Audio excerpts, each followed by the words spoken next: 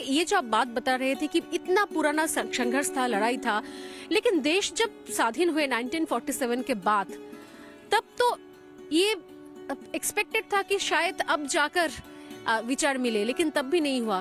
तो फिर देश स्वाधीन होने के बाद भी लड़ाई जारी रही।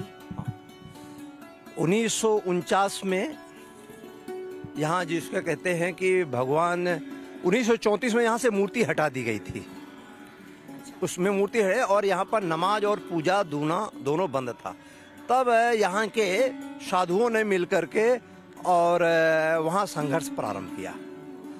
तो उस समय जबरदस्ती यहाँ पर एक प्रकार से कब्जा करके और यहाँ से मूर्ति हटाया जाए, इसके लिए शासन ने प्रयत्न किया था।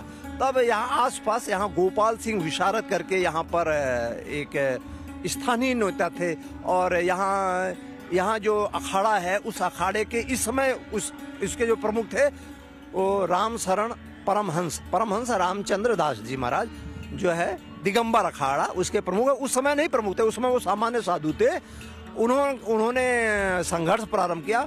1962 में इसमें और मुकदमे दायर होते चले गए और बाद में 81 में के लगभग जो है एक वातावरण यहाँ से धीमे धीमे बनने लगा, जहाँ साधु लोग एकत्र हुए और मुकदमे में एक नेता थे वो इसमें आ गए और उन्होंने उसके पहलू को बदला।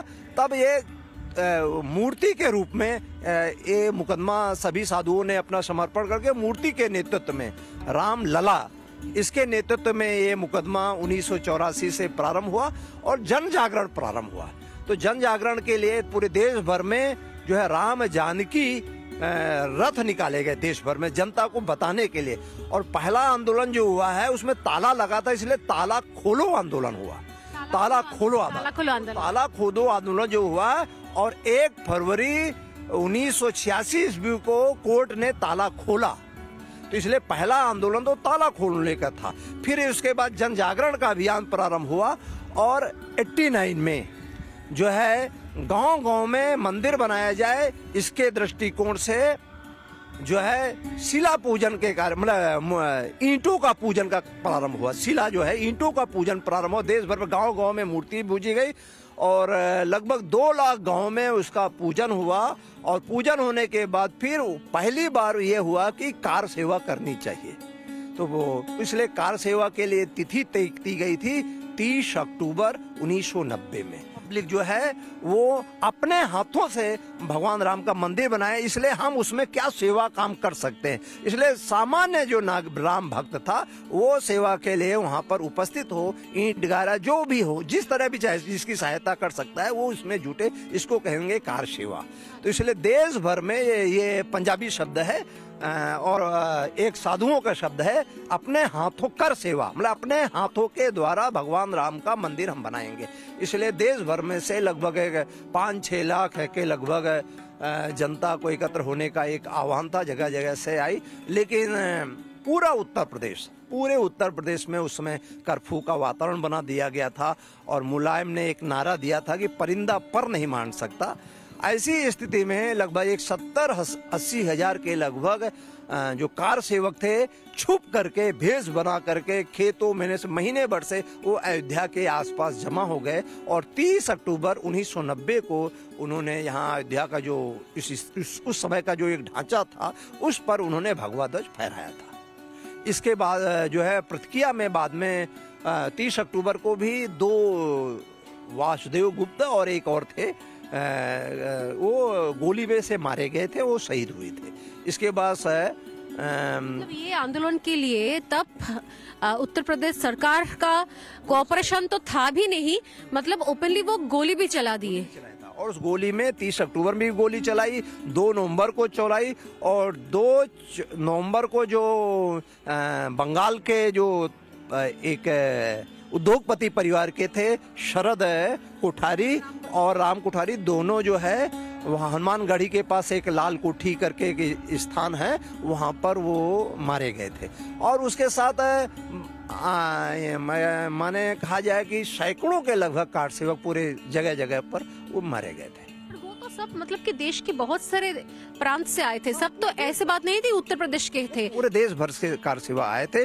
यहाँ के उस समय जो प्रधानमंत्री नरसिंहा राव थे, तो नरसिंहा राव के गांव से भी लोग आए थे उस आंदोलन में। नरसिंहा राव के गांव से भी लोग, एक टोली वहां से भी आई थी, पूरे देश भर से लोग आए थे। और उसमें से पूरे देश भर में एक वातावरण क्षुब्ध हो गया था। और इसके बाद महिलाओं ने उसी दिन 2 नवंबर को शाम को महिलाओं के झुंड यहाँ पूरे अयोध्या से घर घर से निकल पड़े। उन्होंने कहा कि मेरे बेटों को मारा गया है, इसलिए मुझे अब मारो। और महिलाओं के जत्थे आने लगे। और 5 नवंबर के बाद से पूरे प्रदेश भर से महिलाओं के जत्थे, क्योंकि मैंने अपने आंखों से देखा है, तो लगभग हजारों महिलाएं जो है क्रंदन करती हुई, और वो हमको गोली मारो, हमको सजा दो, और जिन्हें जेल भर दिए थे। यहाँ पूरा जो यहाँ के जितने स्थान थे, जेलें तो नहीं थे, यहाँ जितने विद्यालय थे, जितने पार्क थे, वो सब बंद कर दिए गए। आसपास के जितने थे सबको, सब में महिलाओं ने धरना दे करके और उस पूरे आंदोलन में गिरफ्तारियां दी थी। और लंबा एक अभियान चालू। जेल में भी जगह नहीं था, तो कहाँ पर रखे थे फिर इतने बंदियों? जगह जितने बैरक, जितने मतलब विद्यालय थे वो जेल खाने बन गए थे।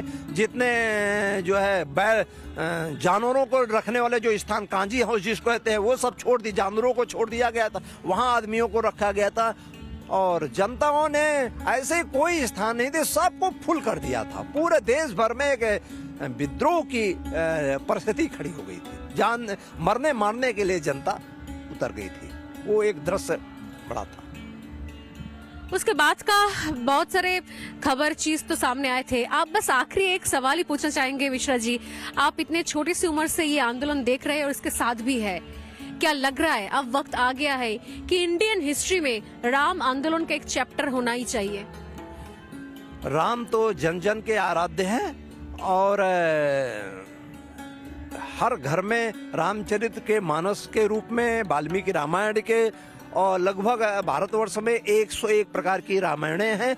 तो हर भाषा में रामायण तो लोगों के हृदय में उपलब्ध है। हाँ, ये आवश्यक है कि जो नई पीढ़ी है वह एक सत्य इतिहास सबके सामने माना जाए। और ये मंदिर का इतिहास जो है, राम जन्मभूमि, मंदिर में नहीं कह रहा हूँ, मैं कह रहा हूँ जन्मभूमि का जो इतिहास था, विदेशी आधिताई के खिलाफ जो यहाँ का समाज खड़ा हुआ था और उसके लिए निरंतर संघर्ष किया था, वो एक इतिहास जन जन तक पहुँचाया जाए, इसकी एक बहुत बड़ी आवश्यकता है और वो निश्चित रूप से आना ही चाहिए।